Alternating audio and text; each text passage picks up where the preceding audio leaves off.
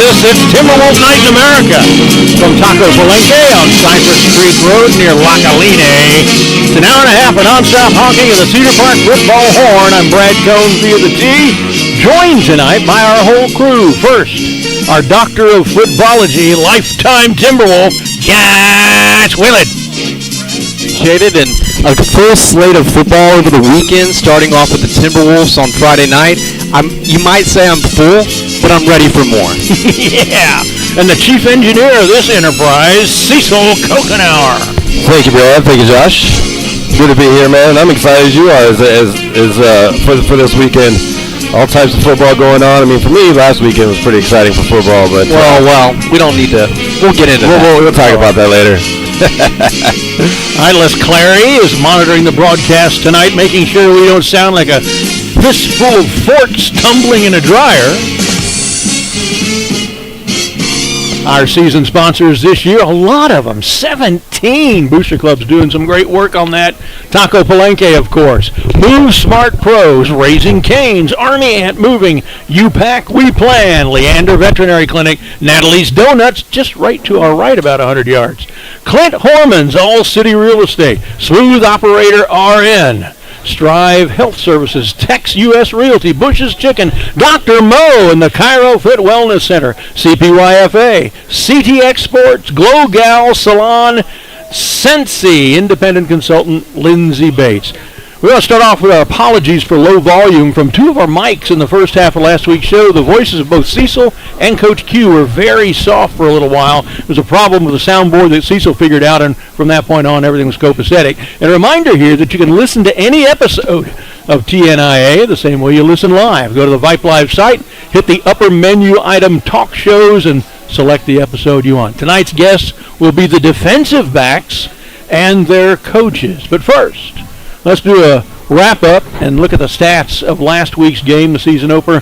We dropped that one, 52-35 to defending 8-6A champion Harker Heights at the GUP Friday night, although there were a lot of good things that happened in that game as well. Unfortunately, 3 interceptions, a lost fumble, and a 94-yard touchdown kickoff return by Heights kind of soured the outcome. Plenty to work on going forward, but also plenty of good stuff to build on. If we take a look at stats from that game, rushing-wise for us, Trey Hill, 16 carries, 63 yards, and a 2-yard touchdown. David Cooper actually had more rushing yards, 13 carries, 64 yards. 3.9 average for Hill, 4.9 for Cooper. Cameron Graham toted it 6 times, 26 yards, a 4.3 average. Lucas Valoria had 2 for 4. Cooper went 27 of 40, a good percentage, but 3 picks. 234 yards, 67.5 completion percentage, but only 5.85 yards per attempt. He did throw 2 touchdowns, a 10-yarder to Jamal Porter, who had 7 catches for 48 yards and 6.9 average, and a 13-yarder to Braden Johns, who had 5 for 70 and a 14.0 average. Also, he had a 10-yard touchdown pass to Brendan Baker, who actually led with 8 catches for 81 yards, 10.1 yards a catch, and it was his first game. Wesley Hebert had a catch for 5, Trey Hill 1 for 4. Jonah Johnson had 5 for 26. Unfortunately, they had almost did what they did to us last year when 2 running backs ran for over 100 yards. They had one, Jalen Mason, 122 on 16, 7.6 average, 2 touchdowns, 30 and 37 yards. And Tato Hisatake, ooh, that makes the all-name team. It's a great name. Hisatake. Why do they do that to me? Why does that always happen to me? Always to Josh. 9 for 90 yards and a 1-yard touchdown. Hudson Humble, the quarterback, 12 for 18, 1 pick, 162 yards, 3 touchdowns, a 49, 30, and 23. The 49 and 23 were 2 of the 5 catches, so 40% of his catches were touchdowns to Ryan Taylor, who went for 91 yards, 18.2 yards per catch. Christian Nobles had 2 for 40. One of those, the 30-yard touchdown. They didn't complete a lot. Yard per attempt, though, was pretty good at 9. So summaries, kind of interesting. Remember, we lost this one kind of by a major margin there, more than 3 touchdowns. But we out first down them, 25-22. Rushing, we had 37 for 157. They had 39 for 218, so they outrushed us. Passing, we had a better completion percentage, quite a bit more yardage. Total offense, we led 391 to 380. Yeah, we lost. Score by quarters, 14-3 us in the first, 28-7 them in the second. That's when they won it. 14-0 them in the third, 14-7 us in the fourth. I mean, a lot of good things from that game, especially with how Cedar Park started. Getting that possession that started on the 15-yard line, and then taking it 2 plays and then punching it in, and then starting that next possession on our own 25 and marching right down the field and scoring. I mean, that's when you start that way, you're thinking good things for your team. But like you said, I mean, you go back to the kickoff return, the 3 interceptions, the lost fumble. Any one of those plays goes differently. The momentum swings back in our favor, and it could have been a closer game. But like what the offensive line was doing, they gave Cooper a really good pocket to pass from. I don't believe there were any sacks. I was just thinking that. Let me go look real quick. Yes, no sacks. Yeah, I thought they played a really good game, gave Cooper time back in the pocket. And receivers, a lot of them that we were, had question marks about who was going to step up in that role, had a lot of dudes step up and make great catches, yards after catch, and a couple people with not only their first reception on varsity, but also their first touchdown. Yeah, 2 rookies combined for 81 and 70, 151 yards on 13 catches. 2 guys in their first varsity game with catches. Yeah, 13 more than I ever did. No, I agree, Josh. Lots of good stuff coming out of there. I mean, take away a couple, explosive plays, and we're right in there. It's just how the ball goes sometimes. And this is a good. I mean, Harker Heights was a really good team. They were district really champion. District champion. And they're going to be in a battle with Waco Midway again for the district championship as well. So I mean, it was a great test going, in the non-district. Games that we play, and we play those kinds of games to get better. So it is what it is. Short memory, build on it. You guys you broadcast the night before Waco Midway and Westwood, so you saw those 2 teams that are going to compete for the 8-6A title. How would you rate them as far as against each other? 1A, 1B. Yeah, absolutely. 1A, 1B. I mean, a quarterback. Be a good game to go see then. Yeah, I think it was McNair's the quarterback for Waco Midway. I mean, he had 4 touchdowns. There was no need to put him in the second half, but they were still running them, and they had a couple of running backs that went off. And I mean, defensively, they were all over the place. But against Harker Heights, a lot of weapons. I think that's going to be an even matchup. Yep, I agree with that. Well, we're going to run down the list of observations I had while updating the school record book after this game, and if any of these prompt a discussion point in your head, just barge in, and we'll do that. First one, David Cooper's 298 yards of total offense, 3rd best total of his career. Still short career. Yeah, didn't realize that when it was happening, but yeah, 3rd best he's ever done. Cooper passes Stephen Schaefer, who was our first starting quarterback, for 7th on the career touchdown passes list. He now has 23. More to come. 43% of Cooper's career INTs were thrown in the second and third quarters. 3 out of his total career 7 interceptions. Cooper threw 3 picks in this game, but only 4 in all 11 games last season. Get him out now. Yeah, good time to be throwing him. Cooper also passes the same guy, Stephen Schaefer, for 6th on the career passing yardage list, now at 2,439. And, he's got a lot of time left to climb higher on that ladder. The 40 passes attempted by Cooper are the 11th most in one game ever at Cedar Park and the most in Cooper's career. His 27 completions tie his performance versus Eastview last year for his most ever, and both are the 6th most in a game in program history. Didn't seem like we were throwing that much, but we obviously were. Cooper passes Ryan Fiala, there's a name from the past, for 6th on the career completions list. He now has 189. And now with 12 straight, David Cooper moves into 2nd place all-time at Cedar Park for consecutive 100-yard-plus passing performances. Only Ryder Hernandez is ahead of him with 39. And it's Cooper and Hernandez who are the only Cedar Park quarterbacks ever to throw for at least 100 yards in every career start. Pretty amazing stuff. Amazing. And hard though it may be to believe, I wish I'd realized this at the time, the 2-yard scoring run by Cooper with 1:54 left in the game was the first rushing touchdown of his career. He ran so well last year, it's hard to imagine he didn't ever score. Yeah, it is pretty crazy. And I mean, a lot of those coming at quarterback scrambles. I mean, he's timely runs whenever he decides to. Now with 2,103, Trey Hill passes Nate Grimm for 8th on the career rushing yardage list. Nate was a quarterback. That was a quarterback, yeah. Make sure you emphasize that. Jamal Porter's 7 catches jumps him past Dylan Cox. Oh, man. Noah Wallace, Chad Whitehead, Zane Claybrook, and Cody Marshall to number 17 on the Cedar Park career receptions list, now with 48. If Dylan Cox had been a receiver for us forward in time in the more passing-oriented days, his numbers would be so high, there's no catching it. He was logging 4 or 5 receptions a game when we only threw it 7 times a game. Yeah. He was a spectacular D1 collegiate receiver in high school. We've never had anybody like him since. All-time assist leader. Good ones. All-time assist leader at West Point. Yeah, in basketball. Oh, wow. Different sport. Porter's, Jamal's 48 receiving yards jump him past Chris Shedler, Zane Claybrook, Jamie Knight, and Michael Darby for 24 on the all-time receiving yardage list, now with 627. And there's a lot of guys just barely ahead of him, so he's really going to climb that one fast as the season goes. The 70 receiving yards by Braden Johns would have been the most in program history for a Cedar Park player in his first game if Brendan Baker hadn't beaten him to it with 81.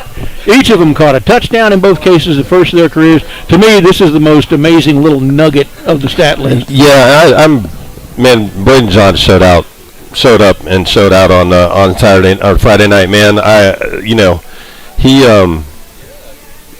He just kind of took over, man. 70 yards, but the catches he were making were timely, the great catches, and first downs in a lot of ways. Yeah, and I think he's going to be a big weapon going on in the season, and I'm excited to watch more of him. And I think Brendan Baker too, just that presence to have at tight end in the middle of the field, a good check down, just a reliable target. I want to say he caught everything that was thrown his way, minus maybe a couple, if that. But I think that he was absolutely reliable on Friday night. He seemed to have a knack of being open. Every time Cooper would find him, there's nobody around him. He just found some way to squirm himself open all night long. That touchdown catch he had in there, he just standing alone in the end zone looking at Cooper and catches it. Did a great job selling the play fake on that.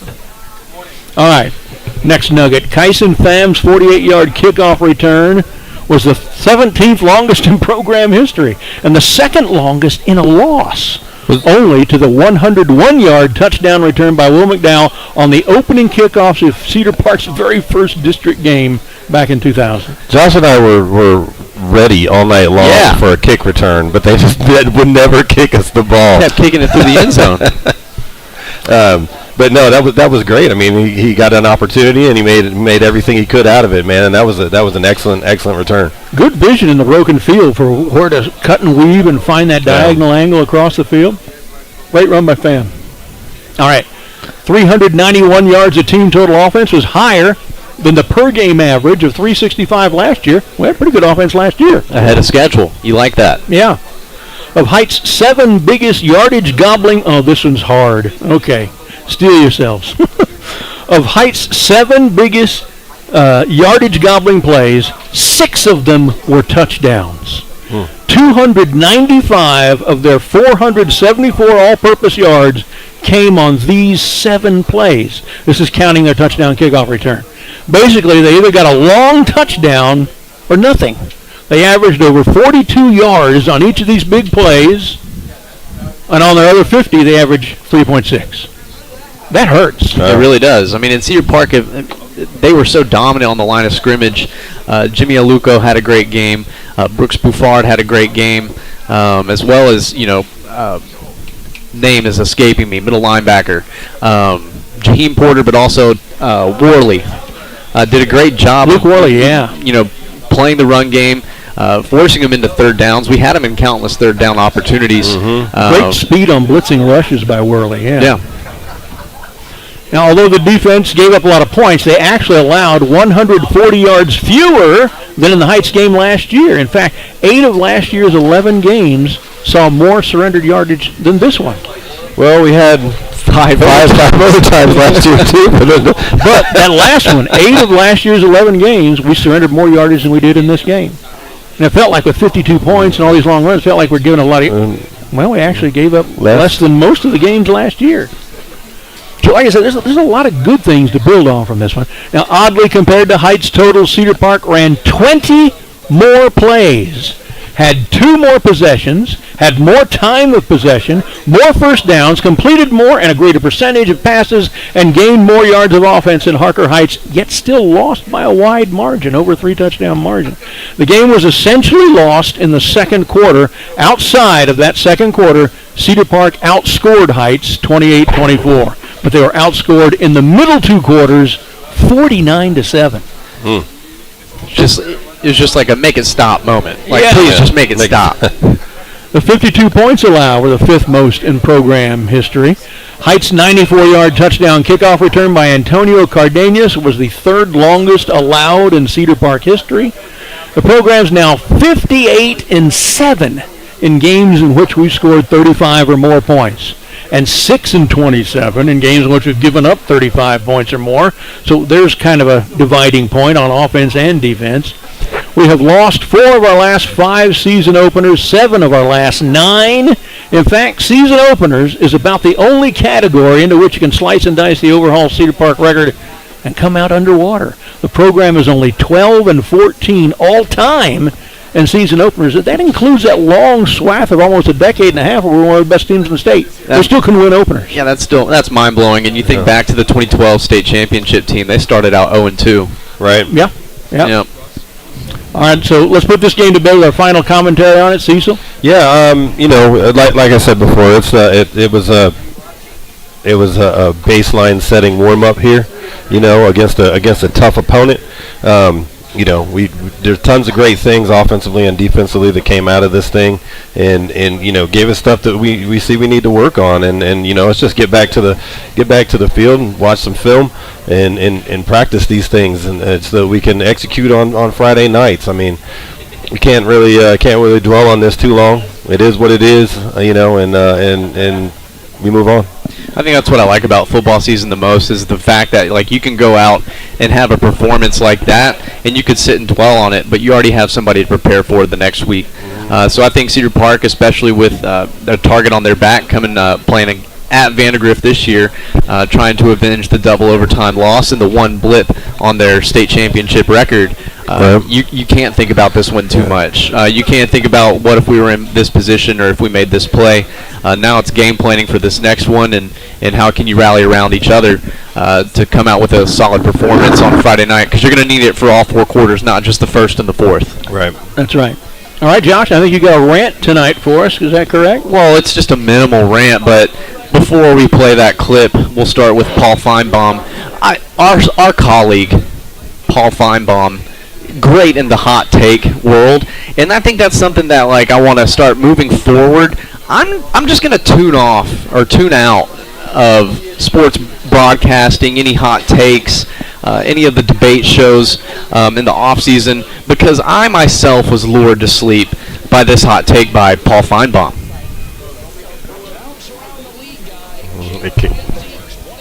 Ooh, it went to a commercial. We love this. But yeah, Feinbaum's been a fixture in SEC commentary for years and constantly been kind of foolish. And SEC and Homer, we love that. Oh, man. We love that. We love it now. We love it now. All right, Cecil's almost got it through. When we started up that recording, it went to a commercial. We're almost ready for it.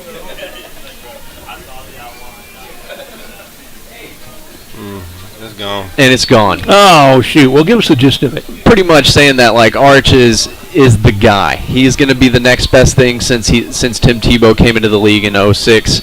And I think all that's fine and dandy, but did Arch progress? We got it now. The absolute roof. I think there's a reasonably good chance that Arch Manning will be sitting on the front row in New York at the Heisman ceremony and compete for not only the SEC but for the national championship, and I really believe they will. Steve Sarkisian, who's one of the most amazing play callers I've ever seen, he was way too loyal to Quinn Ewers. He was banged up and it was really ineffective. Had Arch Manning been instituted in the second half of that game, I think there's a reasonably good chance Texas would have beaten Ohio State and won the national championship. I believe also that Arch Manning is the best college football quarterback we have seen since Tim Tebow entered the scene in 2006.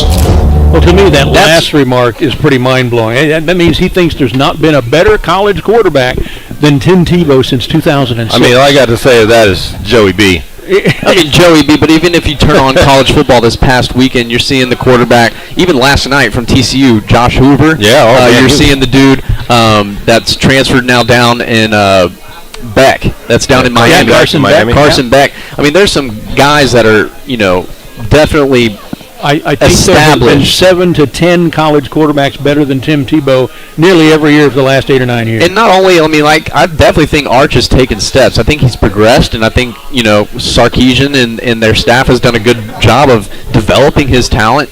But to go on the road at Ohio State against defending national champions and expecting him to come out and making 2 big plays to win the game. Oh, wait, that was me. I think it's just, I'm going to tune out all of our talking heads, our colleagues. Well, we all kind of fell for all the hype. Yes. There's so much of it, it's hard to bat it away. After a while, you think, well, maybe this is right. Obviously, it wasn't.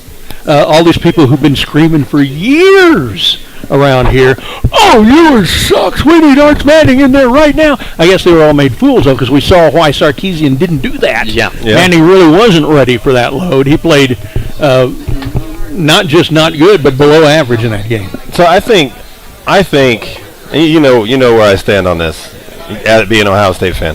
But I think that this is really a cultural problem for the program of University of Texas. It's for a long time. It's been to chase the brand new shiny thing. If it's the head coach, if it's the quarterback, they've been through a ton of head coaches. Their quarterbacks, they were back when was Sam Ehlinger beat Oklahoma. They've been back 12 different times. Yeah. Right? Why do you keep going away? I mean, stop. Yeah. Just stop doing this. You're putting all this expectation on what? Nothing. You haven't done nothing since 2005. And I think, Manning's got the tools. He probably will be a very good quarterback.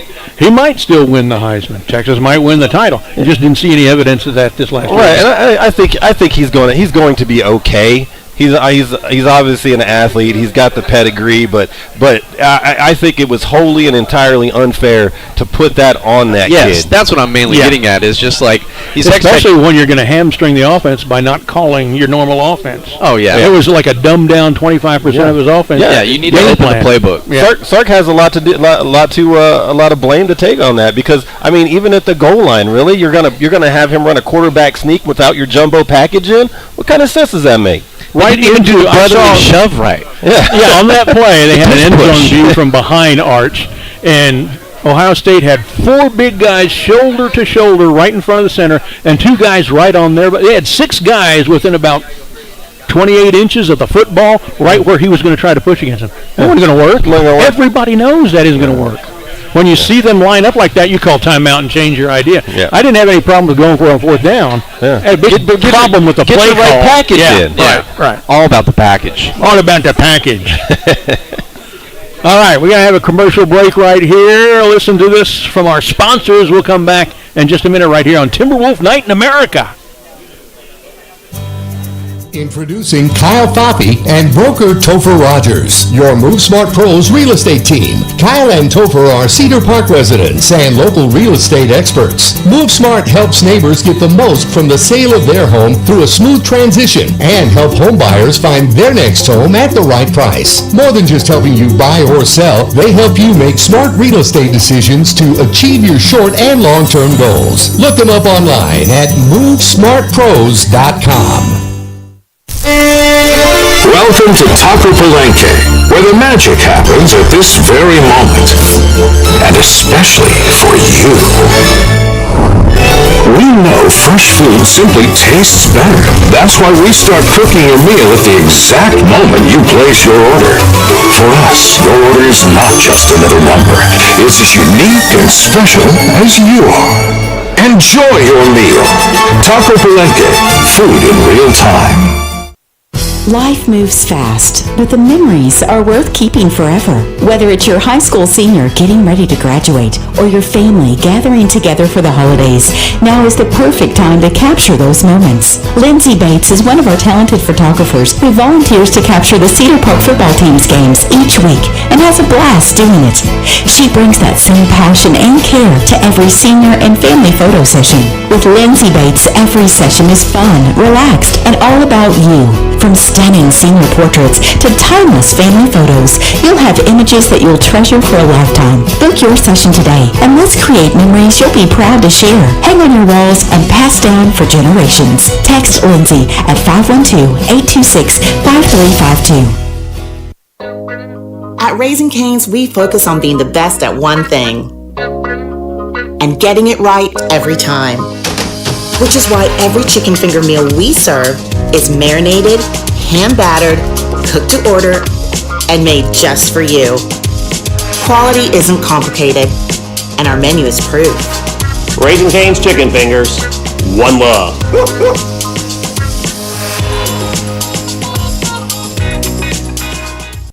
Lindsay Bates has been sharing Cincy and Cedar Park for the past 19 years, connecting with so many of you and filling your lives and homes with fragrance. If it's been a while since you've used Cincy, or if this is your first time hearing about it, Lindsay is ready to help scent your home, car, office, gym bag, and more. Cincy makes it easy to fill every space with scent you'll love. Create moments, spark memories, and turn your house into a home that welcomes everyone in. Cincy with Lindsay Bates, filling homes with fragrance, memories, and Timberwolf pride. Discover your favorite fragrance today at ilovewickless.com. That's ilovewickless.com. Filling your life with fragrance, one scent at a time.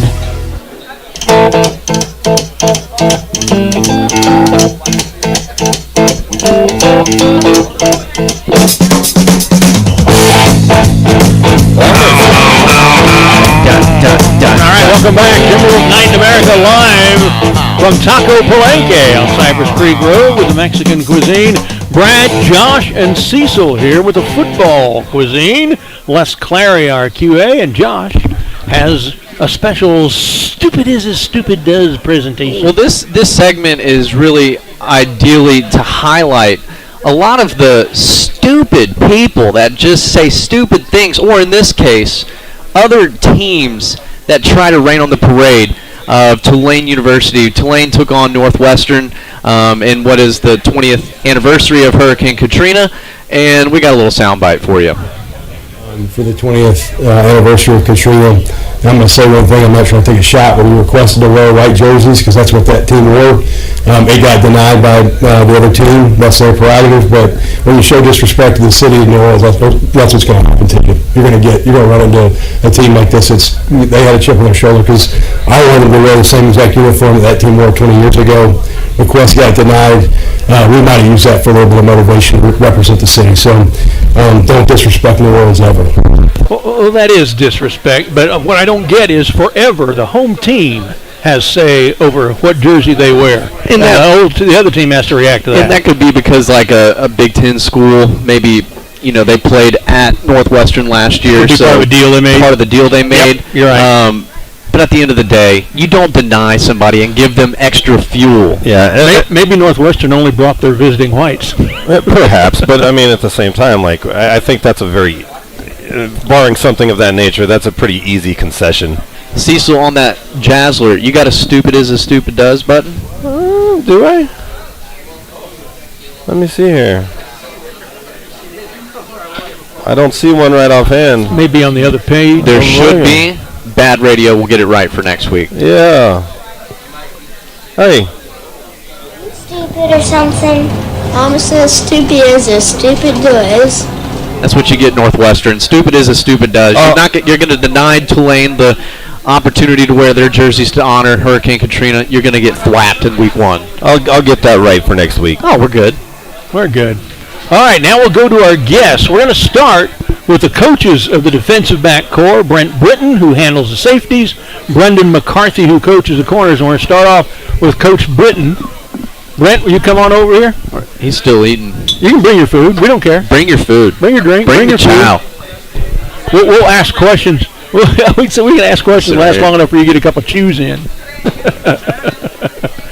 Okay, there. Grab that mic there, Coach. Brent Britton, among the coaches who's been here at Cedar Park the longest, 2 stints here. And talk about your first, and then you were gone for a while and coming back.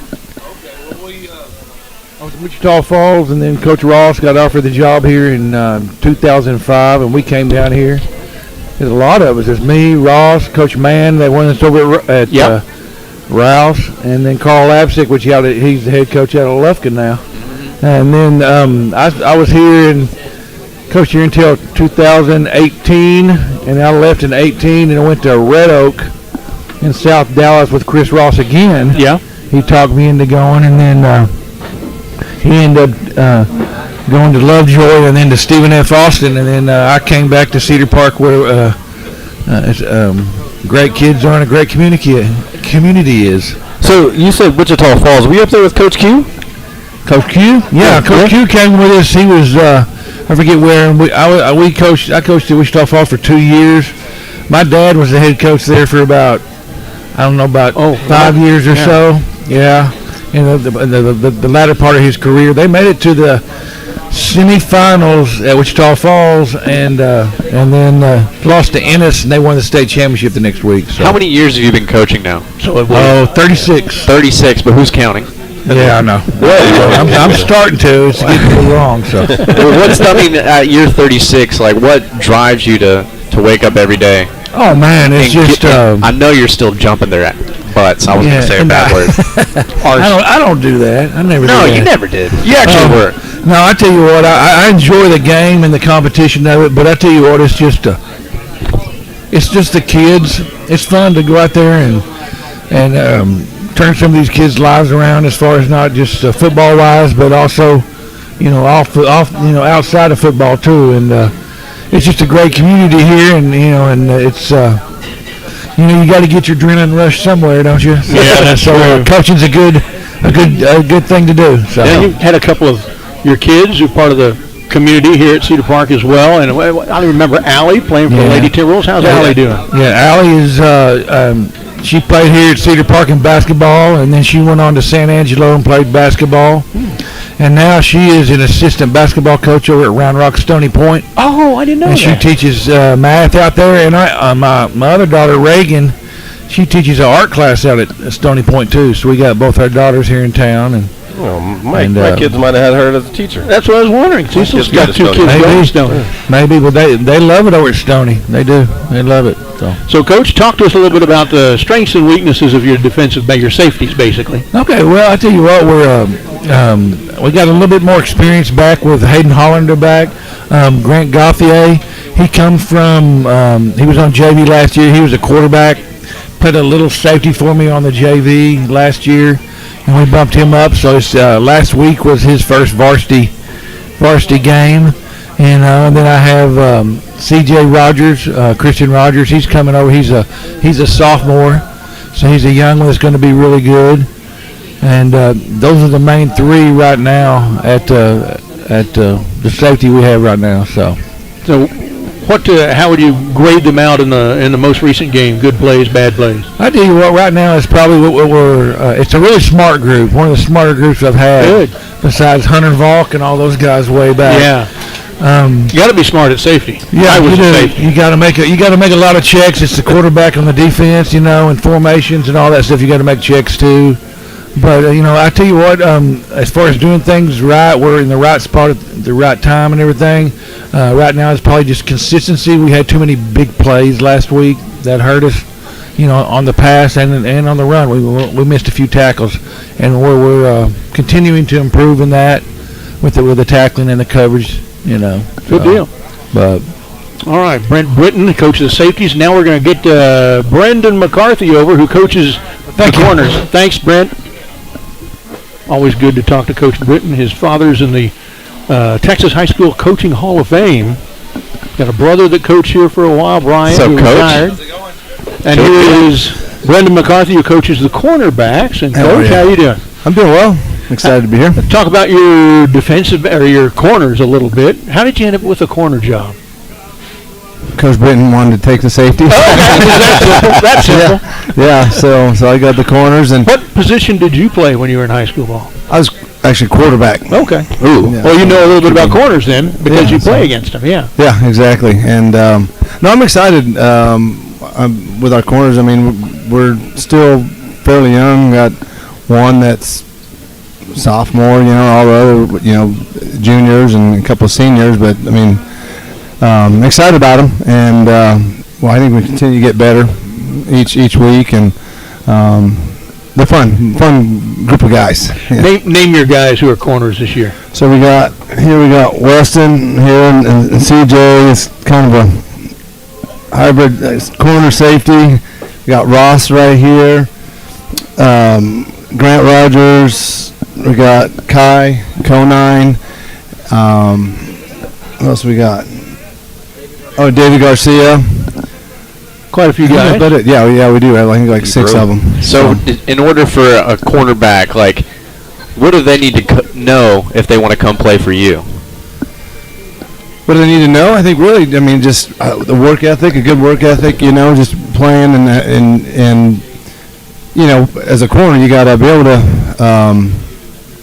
The hardest part, right, is we call this read coverage, and you got to be able to read a couple different receivers at the same time and be able to know when to break on it or shut it down, and that's kind of, it's hard for them. But I think just cover the post, cover the fade, I think we'll be good. Yeah. And how many years have you been coaching now? 27. 27. So not quite as not 36, but 27. It's up there. You guys must be the two youngest coaches with 36 and 27 years. You must start coaching when you were 8. Yeah, something That's like that. right. Yeah, we're the kind of the old ones on staff right now, but we have fun together. Now, between you and Brent, do you share some players? There's some guys who play a little safety depending on certain conditions and corner depending on others. Who are those guys? Really, one CJ Rogers.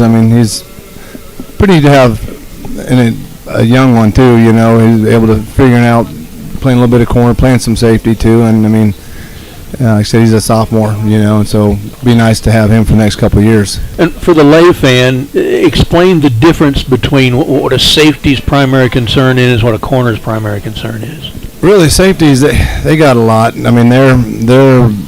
They got deep, right? They have deep, and then they also have run responsibility too. So they got to be a small one. They're the quarterbacks on the field, right? So they got to tell the corners what to do. Corners now are telling the linebackers what to do. So it all starts with the safety. So you got to be really smart to play safety, because like I said, they're the QBs on the defensive side. So who in our corps do you task with that? The safety, who is our safety? Who's the quarterback telling everybody what to do? Hayden. Yeah, he's vocal, and then he's great to have out there. He's got the experience. He's got the experience, and he's telling everybody what to do and where to go, and so and then with the corners, they kind of listen to them, and then now they know what to do from there. So it all starts with the safeties. So what did you guys learn from this first opening performance? We're good at this, but we need work on that. And then how are you going to do that work? Well, we learned, obviously, we had some new players playing in the back end, and then for a first game like that, right. It's Harker Heights. It's all their weapons, all their weapons, and trial by fire there. It is, right, and but the crazy thing about it is that they didn't get down. Everybody had a great. The motivation is still there. They're willing to learn, and they're going to learn. Depth-wise, where they need to be, and eyes, and what you're looking at, and breaking on the ball a little bit better, and that'll happen this week. We worked on that this whole week, so I'm excited to see what this Friday. See how and that's expected to be from some younger players, but yes. That's really exciting going in the future, because you have a young team now that's going to get a lot of experience and be ready to go in the next couple of years. Absolutely. We got a bunch of them coming back next year, so if we can get as much playing time and experience this year, it's only going to benefit us next year as well.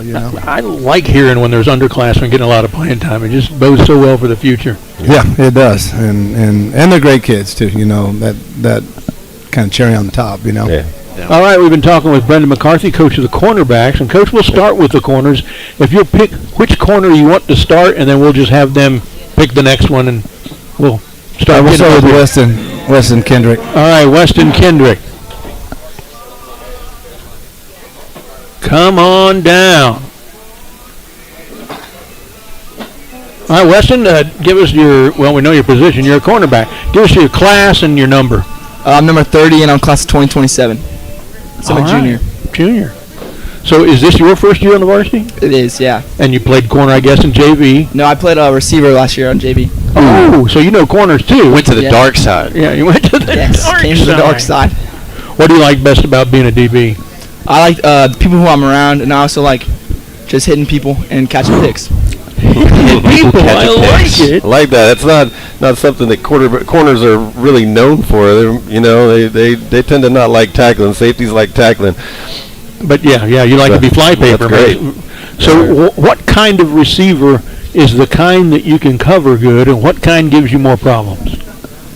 I'd say like the easier ones, like the tall, like slower ones, and the harder one to cover is like the really shifty ones. Yeah, they can change direction quickly and all that. Yeah. So what is like the greatest strength of your game? I'd probably say like probably like my zone coverage. Okay. Like my communication. Yeah. With everybody on the field. Yeah. What is your height and weight, and what do you bench? I'm like 6'1", I think, and I weigh 165, and I bench like 225. Let's go. Good answer. Yeah. That's 2 plates. 2 plates. That's 2 plates. What do you like best and like least about practicing every morning? I start with the bad. We have to wake up pretty early. Like, yeah, I'd wake up at like 4:30, but I also like I don't just like spending time with my friends all day. It like if I didn't know anybody, it wouldn't be as enjoyable. And have you been in the Cedar Park community for a while? Yeah. Okay.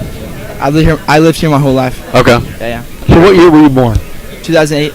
2008, that's when we started doing this. That's right. That really makes me feel old. All right, Weston, thanks. I was a freshman in high school at Cedar Park. Yes, sir. I had my first kid. Hey.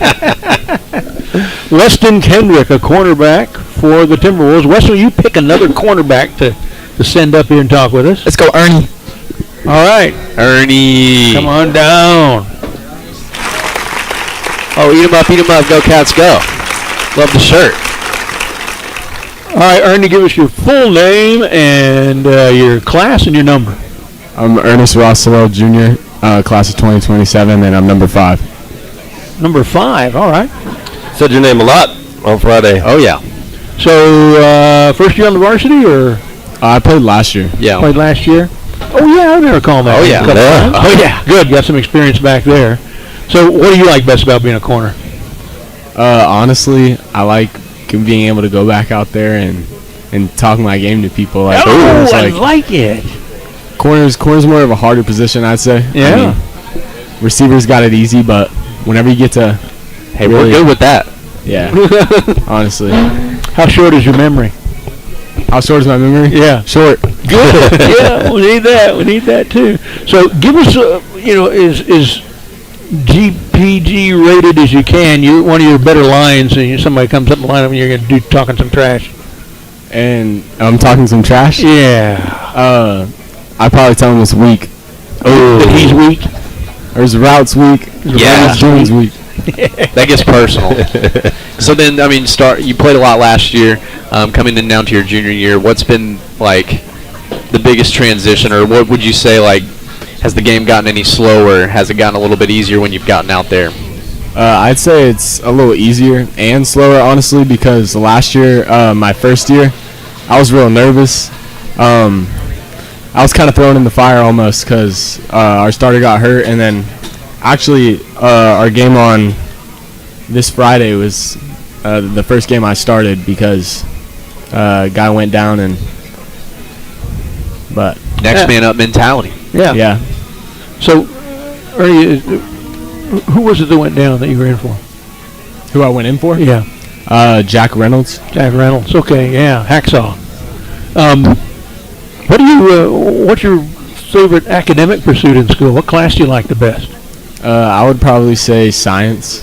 And why is that? Honestly, science is the easiest for me. And what's your least favorite? Math.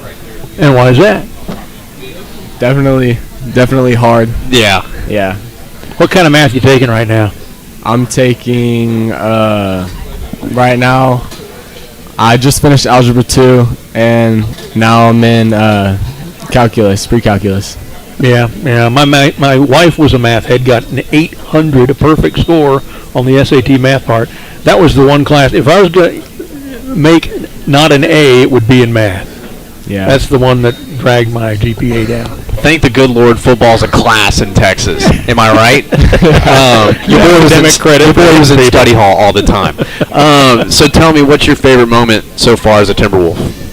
I would probably say getting a pick last year against Glenn, and it kind of like I remember that. Yeah, closed the game like it was over. Yeah. After that, but as you know, Glenn's not running the wing 2 this year, so we'll see. That's going to be interesting. We don't have to have a special defensive practice that week for them this year. I remember like last year it was all inside and making sure not to get tricked out, but it's going to be different this year preparing for that game. That is going to be interesting. All right, any more questions, guys? Pass all right, Ernie Sorrell, could you pick the next corner and send them up for us? All right. CJ Rogers. CJ Rogers. Come on down.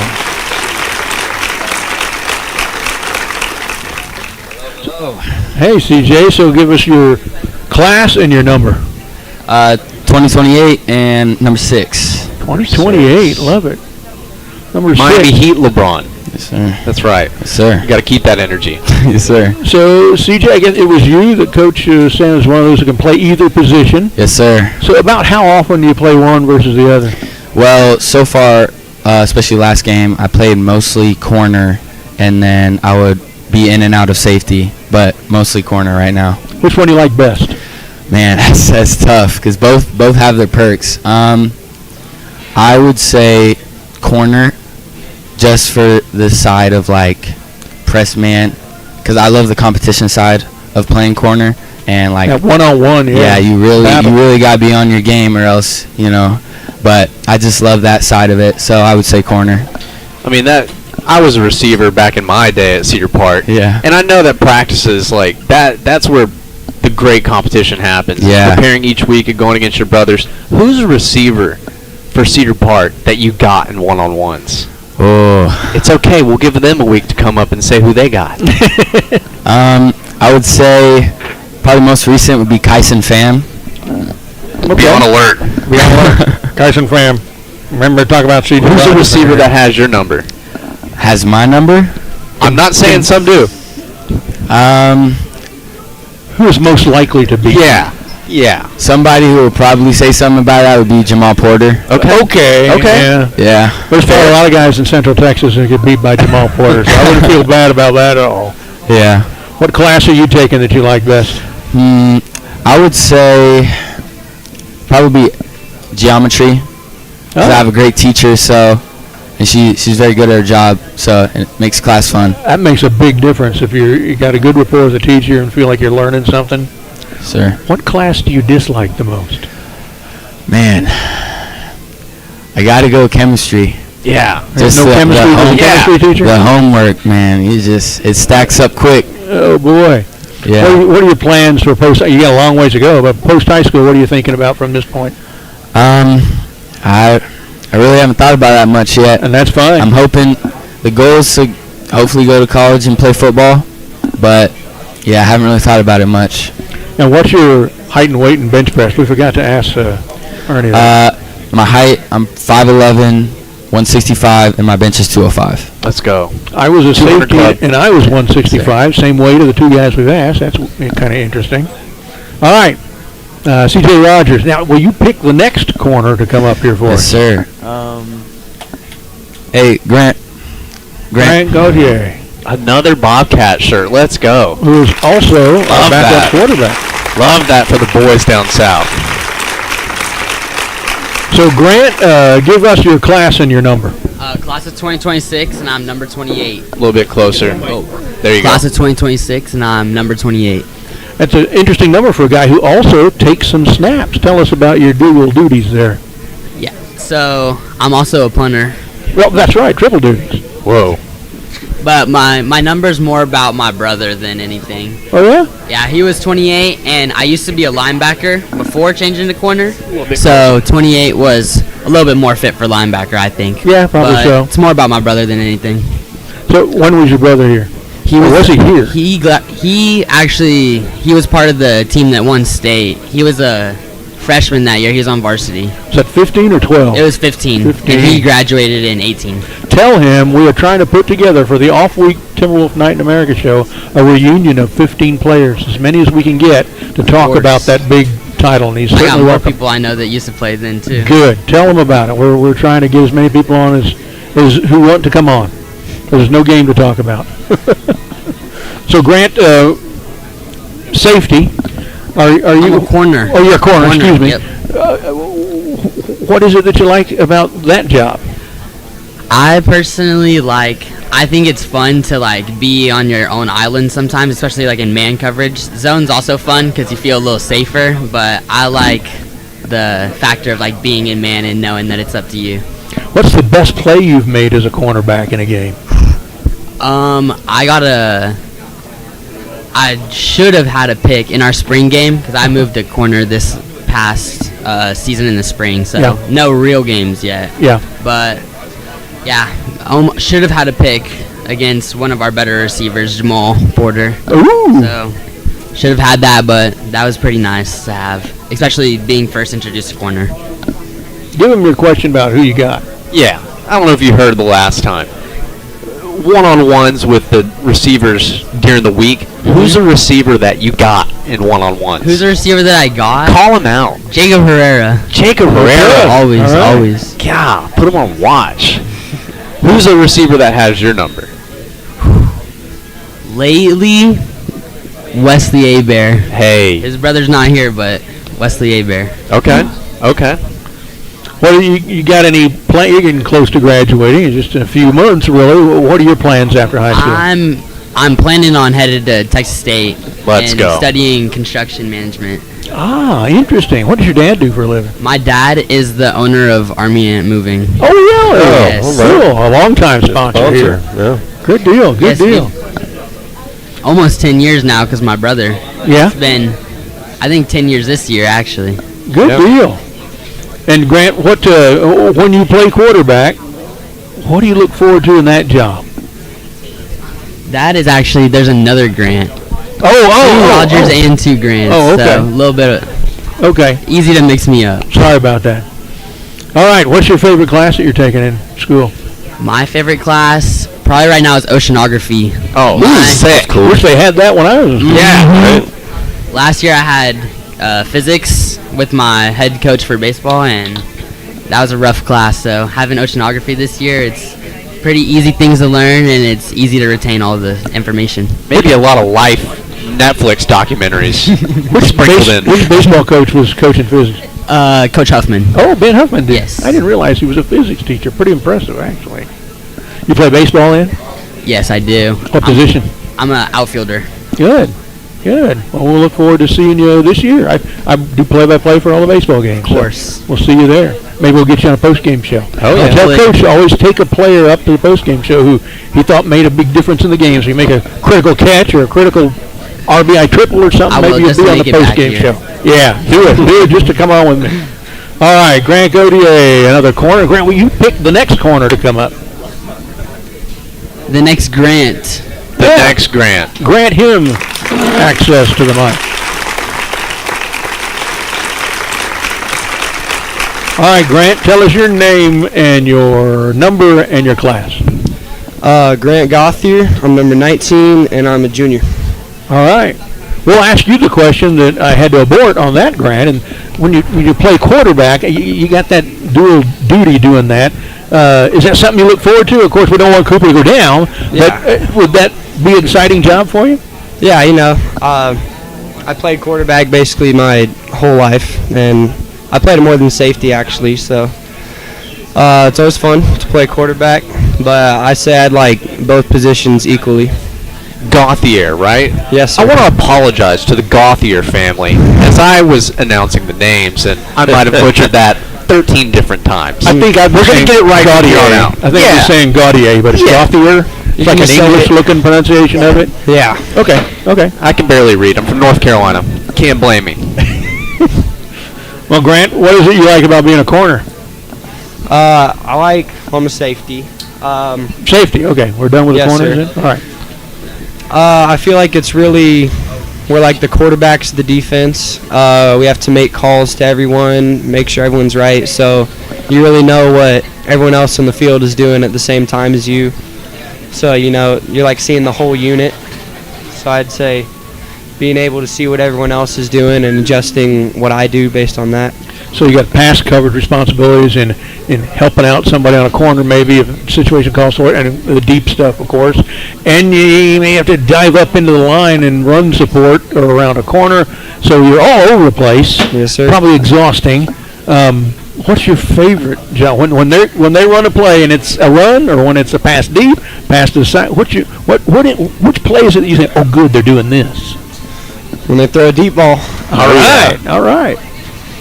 I was a safety myself. I was in a day when high school you throw 10 or 11 passes as it. So it was mostly, I was strong side safety, the side of the tight end. So I was mostly upright pretty much with the backers doing run support. And my favorite thing was to assassinate running backs. Oh. Do you get a chance to do that occasionally? Not yet. Oh, I hope you do. All right, what is your height, weight, and bench press? I'm 6'1". I am 180, and I bench 240. Good deal. 2 plates and then some. Yeah. What other sports do you play at Cedar Park? Or? I played baseball last year, but I'm not that good at that, so I'm going to do track this year. Hey, there you go. What events in track? I don't know. Just whatever coach signs me up for, really. Could be the 100-yard, 100-meter, or it could be the discus, right? Maybe. Good deal. All right, Grant, what are you taking and what classes are you taking that you're enjoying, and which ones are you not enjoying? I'm in ACC. I like both those classes because I have an off period every Friday. They don't teach it on Friday. And then I'm in 2 APs. I'd say my favorite class right now is probably AP Environmental Science. Ooh. Which I actually have a test in that tomorrow that I got to... Good luck. I have a test in that tomorrow. Yeah. So I got to study for that tonight. But all right. I'd say that's my favorite class right now. And what's your least favorite? AP Pre-Calc. I just never really liked math. Man after my own heart. Plays safety, doesn't like math. So we got a lot in common. What's your favorite moment as a Timberwolf? I'd say just seeing CJ. CJ loves to dance. I'd say. Ooh. He had a dance battle versus Jacory in the weight room one time. I'd say that nobody filmed it. Nobody filmed it. Nobody filmed it. I wish somebody did. Who is so? I would say you're going to say he's the best dancer out of Yes. the two? Okay. Who is the best comedian? Me. Oh, love that. Love the confidence. All right, that's Grant Gaudier, who is one of our safeties, one of the play callers on the defense. And Grant, if you would call the next guy up, your choice. Brody.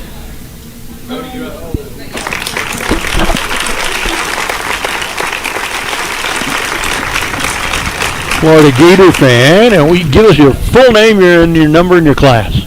Brody Rao. I'm a class of 2026, and my number is 11. And are you a safety or corner? Safety. Okay. How you spell your last name? R-O-W-E. R-O-W-E. I think I've been saying Rowe, so wow. A lot of people say that. I'm okay. used to it.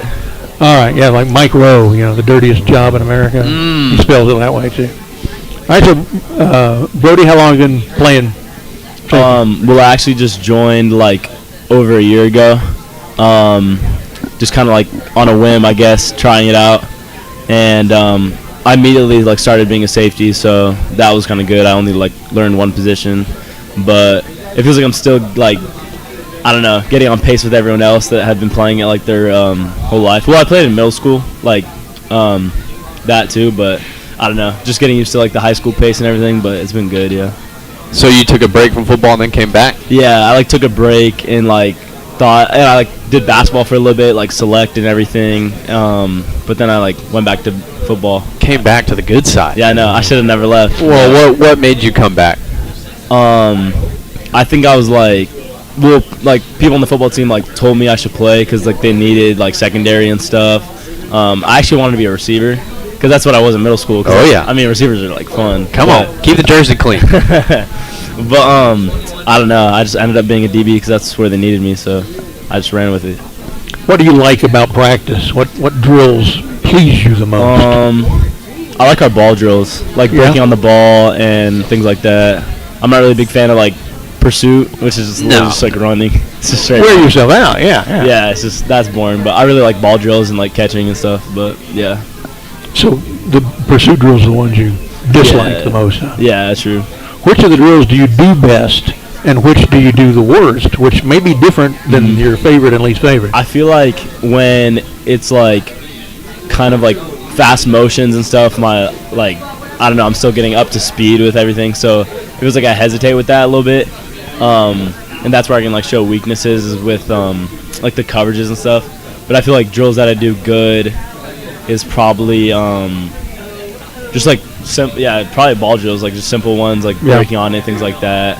I think the ones we do every day, like hip flips and everything, because that's just like muscle memory. But my weakness is I was a defensive back too. Was something that a lot of people consider a strength in athletic, and it was my reflexes were too fast. So any little fake, boom, I'm gone. Yeah. Too fast? Yeah. I couldn't control the reflexes. Wow. Yeah, that's what I've kind of learned of DB. It's kind of like you have to ignore like every human like kind of like bad habit of like when you see something like getting distracted by it or something like that. So it's kind of like you have to be a perfectionist if you want to be like a DB. That's what I like about it. I that's why I ended up being moved to safety and not a corner. Is that I would bite on every fake, and I'm gone. I'm out of the play. They're open because my reflexes. I couldn't help it. They faked that way. I went that way, and they're gone. No, yeah, that's so annoying. Especially like the double moves. That's so annoying. So I moved to safety and ended up being in run support and hitting people, which I excelled at. So do you like hitting people? Yeah, I mean, like when I was little, I was a lot a lot littler. So I just kind of like more hesitated, and everyone's bigger than me. But I kind of like hit a growth spurt and got bigger, and so I kind of was like, okay, maybe like hitting is kind of fun. But yeah, it's like a really good feeling to make a good tackle or hit someone. But yeah, I feel bad in practice though, because a couple times I've like accidentally hit some of like the attack team guys, but I like feel bad because like I help them up, and then because like your natural reaction is just like hit them. You know what I mean? Yeah. You see the ball in their hands, you hit them. But it's like you got to remember that sometimes you just got to tag them at the hip and be careful. But I played at Cedar Park back in 08 to 11, and that's what I always say is like the games were fun. The practice during the week, that was the hardest time of being a Cedar Park football player because of the looks that we were giving each other. Like I feel like you get better reps at practice on more physical play, a better look on both sides of the ball. That's kind of what made me, now looking back on my time at Cedar Park, I enjoyed that more than anything was getting lit up by a defensive back on our team and then just getting back up and going into the locker room with them after. Yeah, even when you get hit hard, it does something to your adrenaline. Right? Oh, yeah. No, I kind of, like practice so early, you're not really woken up or whatever. And if you get like blocked really well by a receiver, it's like, all right, like now you're woken up. You got blindsided by a tight end, you're like, yeah, I'm locked in. Turn me up. Yeah. So now you're like, next run coming my way, I'm crushing it. So my strength as a tackler, as a hitter, I wasn't very big, didn't run very fast, but I had some sort of innate feel for leverage. Somebody's coming, whatever angle, whatever size they were bigger than me, they were down immediately because I knew exactly where to hit them with how much pressure and at what angle.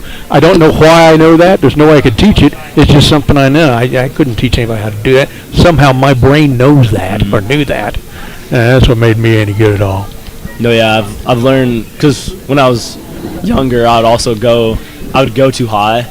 And since I was small, they would just like hit the Heisman on me and stuff. But now that I've learned to go a lot lower, it's like they can't do anything if you like hit them in the shins. You know what I mean? I've like learned that, You know, what would you do if someone was coming at you like straight at the knees? You know, there's nothing much you can do. Yep. But Yep. You can jump over them. Yeah. All right, Brody Rowell. Yes, sir. Safety of the program. Brody, could you choose the next defensive back to send up here? Who has it? Hayden Hollander. Hayden Hollander. What's going on, my guy? How we doing? Good. Hayden, if you'll give us your number and class. Number 22, I'm a junior. A junior? Yes, captain? You have good Yes, sir. experience from Captain? last year. A junior? Captain? Let's go. You come back next year, too? All right, so you're just going to get better and better. Yes, sir. What are your strengths? Right now, definitely just like my knowledge, because I know a lot. I know what we're gonna run. Experience, yeah. Exactly. I know where people are supposed to be. So definitely that biggest strength for sure. So you get to kind of help to be a traffic cop out there. Right. Somebody's out of position. No, we're doing this, not that. Right. Yeah. That's got to be kind of fulfilling too. Yes, sir. What do you like most and least about these practices in the mornings? What I like the most is that like everybody, we're all out there together. We're all trying hard together, and everybody's trying to give each other a good look. It's not like other years where some people try and some people don't. Everybody's out there like giving each other a look, and that's what I like about it. But I mean, it's hard in the morning, but I mean, yeah, it's good to get out there. So tell us about what is your favorite moment as a Timberwolf football player so far? It could be in practice or a game or at a pep rally for all I know. Okay. Definitely my favorite moment was actually this morning. CJ, he was dancing in the mirror, practicing his dance moves. So that's definitely my favorite moment. Well, we should have him up here again. Yeah, you should get CJ back up here. He really wants to talk about him. So. So he's the best dancer. We've identified the top comedian. Who's the best singer? Definitely CJ again. He was actually just singing too. So he wants to come up here and sing. We had it up here for promo to get. Yeah. Yeah. We got some space right over there. Yeah, right. We could dial up some music here. He's ready. What do you got planned for after high school, if you have anything so far? I want to be a dentist. So, I mean, other than that, not much. That's a good profession. I'm sorry, I called you Grant. I was looking at that name while I was talking to you. Hayden Hollander. Yes, sir. So, the name Hollander rings. You had some brothers go through here? I had a cousin that played quarterback a couple years ago, and then I also have a little brother that plays right now. He's on JV. He's a lineman. Who was your cousin who was a quarterback? James Hollander. Okay. All right. So have you lived in Cedar Park all your life, or yes, sir. A move in? Good. Played in the junior high program. Now, when you were there, was Brendan McCarthy there, or was he already? Yes, over? sir. He was. He was there when I was in 6th grade. So. Okay. All right. I mean, being voted as a captain as a junior, absolute dog. Talk about like what that means that your team voted on you as a junior. It really means a lot because I mean this summer I feel like everybody stepped it up, but for me, like at the beginning of summer, we had a leadership council that got together, and I was voted to go on to that. And being in that council, it just kind of got me talking more and realizing that like I need to show my voice, and been doing it all summer. And then good for you. Got the respect of my teammates. So yeah, that's a huge honor. How does that translate to the field? Honestly, to me, it has really no effect. I mean, I'm just gonna do what I do best. So I mean, it seems like you're a good communicator. Yes, sir. It seems like you can get that done, get everybody in line back there in the defensive backfield. And so, what are your strengths of your game? Like I was saying earlier, just my voice, being vocal, knowing. Brad asked that. Yeah, just communicating, knowing where everybody's supposed to be, and also good in zone coverage, man coverage, just ready to do anything. So I got you. Hayden, do you like run support better or pass coverage better? Honestly, this year run support's been a lot better. So I don't know. I'm kind of in between both, but I don't know. Right now I like the run. So all right, Hayden Hollander, one of our top DBs. And Hayden, will you pick the next guy to come up and talk to us? Next guy, Kai Conine. Kai Conine.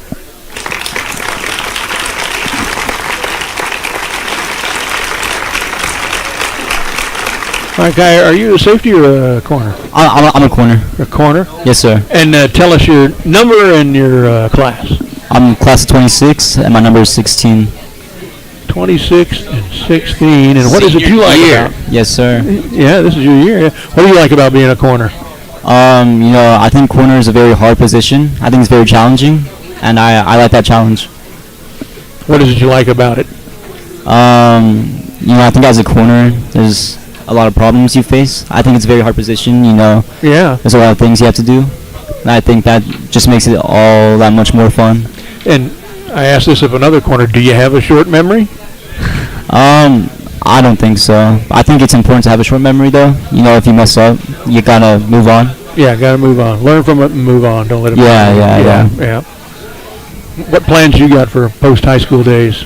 I want to go to college, possibly get into business, something along those sorts. What your folks do for a living? Sorry, what was that? What do your folks do for a living?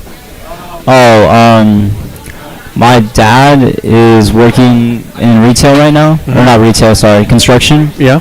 And my mom is stay at home. Okay. Yes, sir. And so, of the defensive backs, you got to get out there early. Who's the last one ready? Fully dressed. Man, maybe Ross. He's a little bit lost sometimes, Ross is a little bit lost sometimes. Lost Ross? Love that. Yeah. And so, I've asked a couple of them. Of the receivers, who's one of the Cedar Park receivers that you have during one-on-ones? You got their number. Oh, man. Oh, yeah. I'm going to say Jacob Pereira. Jacob Pereira. That's 2 times. That's twice. Yeah. Now, who's the receiver that's got your number? Oh, man. It's okay to give flowers. I'd say Jamal Porter. Okay. Yeah. Again, and his name was given one Some too. low-hanging fruit, but I will take it. Yep. Jamal's pretty darn good. What are you taking in school that you enjoy? I'm in some pretty tough classes, but I'd say my English class. Oh, yeah? Yes, sir. Who's the English teacher that you got? Miss Iskra. She a good one? She's tough. That's good, though. She's tough. Because the world's tough. Yeah. You got to have tough teachers. What class do you disenjoy? Probably this year, my AP Calculus class. Ooh. That's been pretty hard on me. And hard on me, too. Yeah. All right, Kai Conine, can you name the next guy to come on up here and talk with us? I think that's everyone. Oh, that's everyone. You're the last guy? We have another question for Kai, another couple questions. We got plenty of time. Well, plenty of time makes me think of the defensive back core. Who's the best liar? Yeah. Don't lie. Yeah, I want to know. Maybe Grant Rogers. Grant Rogers. He's pretty slick. All right. Love that. And so, I mean, with last week's game, how it turned out, what's the vibe in the locker room? How's everybody taking that loss and looking ahead to this week? Like I said in the very beginning, it's important to have like a short memory whenever things like that happen. We're all just focused on the next week. What's in the past is in the past, and you have to focus on the present and the future. And I think that's what all of our guys are doing, and I think it's doing very well for us. Yeah. What your responsibilities kind of change when you're out there as a corner, and there's this guy across you're assigned to, and the defense has been called. They line up, and this guy comes at you, and it's suddenly clear you're not going to be covering this guy. He's coming to knock you down because they're running to your side. That changes your responsibility so quickly. How do you handle that psychologically? What do you got to do? Well, I think our coaches do a great job of like setting us up for those kind of positions, and making us have a great mentality about that. So I think all of our guys are well trained for that. You kind of just have to like do your job, make sure you do what you're taught to do, and go back to the basics. All right. Good answer. Kai Conine. All right, the last of the DBs we're going to talk to. Yes, sir. Thanks for coming aboard. Thank you for having us. We're going to take a short break. We'll be back more Timberwolf Night in America right after this. Yeah, you can just leave right there. Introducing Kyle Foppy and broker Topher Rogers, your Move Smart Pros real estate team. Kyle and Topher are Cedar Park residents and local real estate experts. Move Smart helps neighbors get the most from the sale of their home through a smooth transition and help home buyers find their next home at the right price. More than just helping you buy or sell, they help you make smart real estate decisions to achieve your short and long-term goals. Look them up online at MoveSmartPros.com. Lindsay Bates has been sharing Cincy in Cedar Park for the past 19 years, connecting with so many of you and filling your lives and homes with fragrance. If it's been a while since you've used Cincy, or if this is your first time hearing about it, Lindsay is ready to help scent your home, car, office, gym bag, and more. Cincy makes it easy to fill every space with scent you'll love. Create moments, spark memories, and turn your house into a home that welcomes everyone in. Cincy with Lindsay Bates, filling homes with fragrance, memories, and Timberwolf pride. Discover your favorite fragrance today at ilovewickless.com. That's ilovewickless.com. Filling your life with fragrance, one scent at a time. Welcome to Taco Palenque, where the magic happens at this very moment. And especially for you. We know fresh food simply tastes better. That's why we start cooking your meal at the exact moment you place your order. For us, your order is not just another number. It's as unique and special as you are. Enjoy your meal. Taco Palenque, food in real time. At Raising Cane's, we focus on being the best at one thing and getting it right every time. Which is why every chicken finger meal we serve is marinated, hand-battered, cooked to order, and made just for you. Quality isn't complicated, and our menu is proof. Raising Cane's chicken fingers, one love.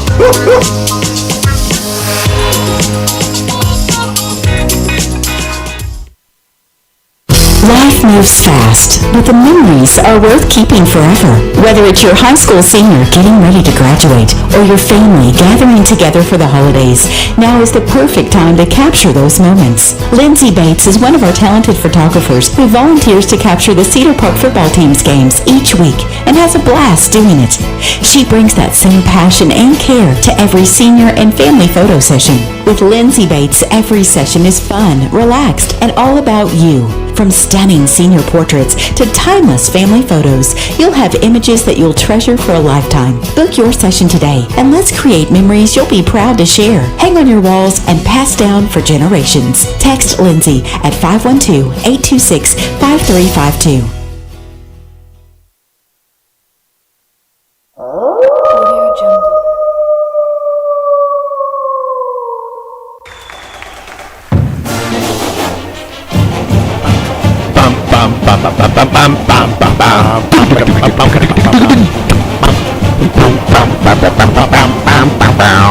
We could be in a state championship. We really could. We sound exactly like the I know. section.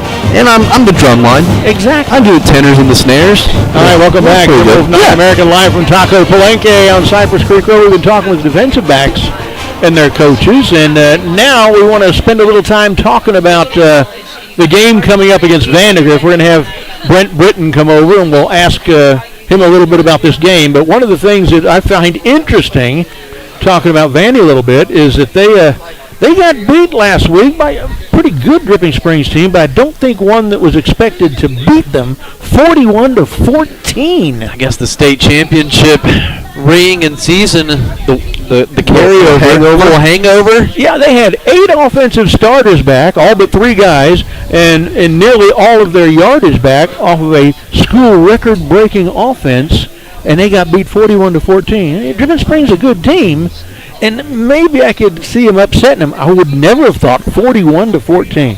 I mean, that just makes you a little.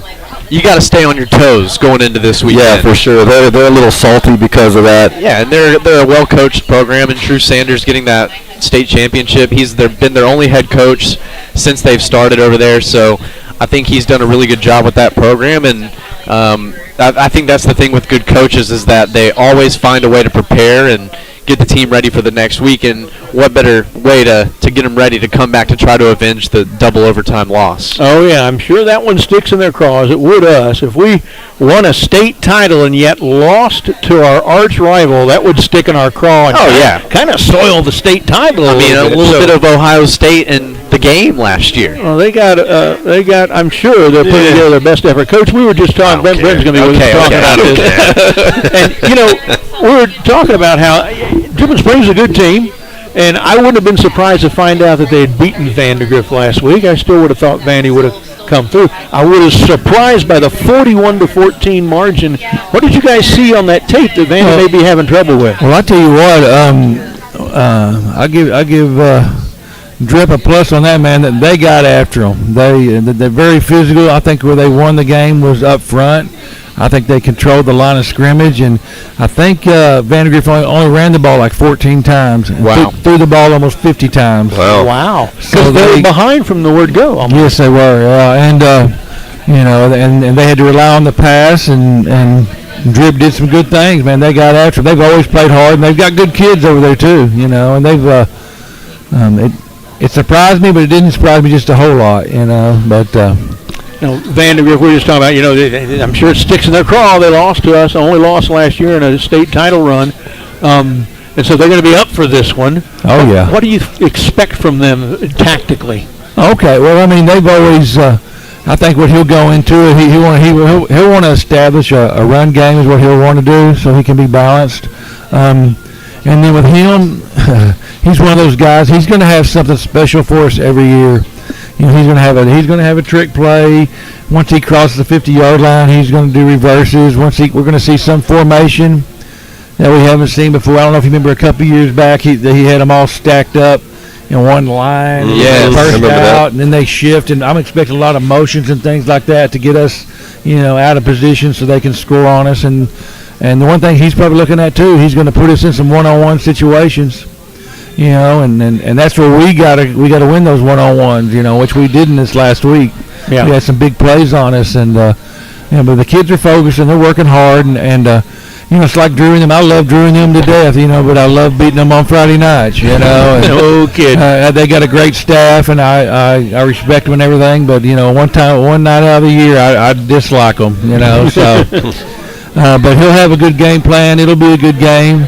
I'm excited about us. I think we're stronger on offense than we were last year. I think so. I think we got a good run game, a balanced set. We just got to, stop the turnovers. Right. Heck, we almost had 90 snaps this last week. I know. But when you have 4 turnovers, that's, but our coaches they're focused. They're going to get that corrected. And, Drew, he'll be fired up. He'll be ready for us. And, but I expect for you to see a lot of trick plays. I really do. Is he a guy that likes to go for it on fourth down, likes the onside kick? A little bit. He's not really big with that, but he'll, he may. I may be wrong on that, but him is just.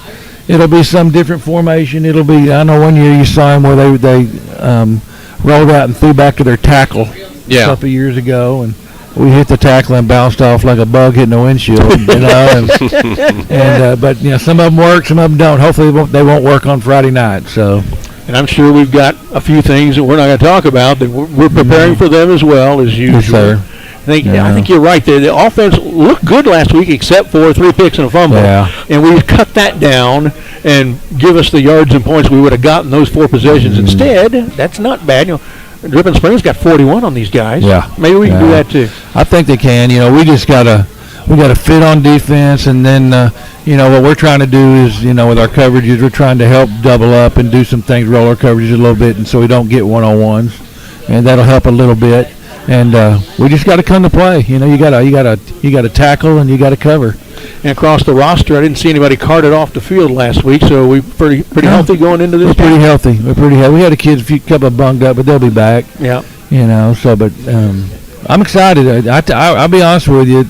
The running back core we have right now is the best we've ever had at Cedar Park. It is good. I'm not saying Trey's the best running back we've ever had. I'm saying we got combining with Graham, combining with Graham, and you got Lucas Valoria. We got 3 really good running backs, so that gives us you get some rest and get some other kids in too, and I'm excited for our offense and our team. It's we got to cut back on the, we had the kickoff return too. We've been working on that all week too. Good. So we need to get that corrected, and we just got to play sound ball, and we would if we win. Good things will happen. This is a great Vandy program. Obviously, a lot younger than ours, played a lot less time, but you know what? We win. That's our 10th win over these guys. Yeah. We've only lost 6. Yeah. So we still got quite a margin in wins over losses against these guys. Let's push it to 10. I like that. I like it. Yeah, well, it's a rival. It's a rival, and the worst part about it is I just want to win, but, it takes you an hour and a half to get out of the parking lot. Oh, my God. Man. The worst logistical stadium. Yeah. It's our least favorite stadium to work in, too. Yeah. Press boxes, nothing. Yeah. It's I know a what shame. you mean. Oh, well. Brent Britton talking to us about Vandegrift coming up. Guys, any last remarks before we go out of here? Make sure you make plans to come out to the game. Get out to that Fiddler Crabs Stadium where they got the visiting stands smaller than the home stands. Pack the stands out if you can. But if you can't, be sure to tune in to our broadcast on the Vype Live Network.